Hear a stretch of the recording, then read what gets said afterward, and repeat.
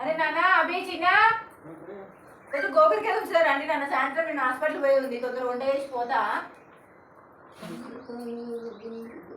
చిన్న రానా కొంచెం గోకరికి వచ్చి బయటికి పోయి ఉంది. నాకు రేపు నాకు ఎగ్జామ్ ఉంది మమ్మీ.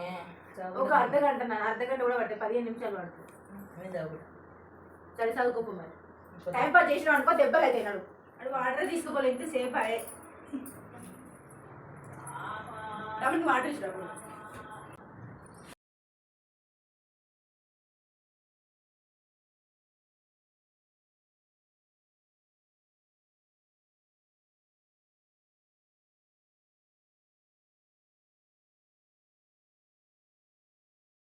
మమ్మీ తమ్ముడు చదువుకున్నాడు పండుకున్నా నాడు అని సంగతి చెప్తా.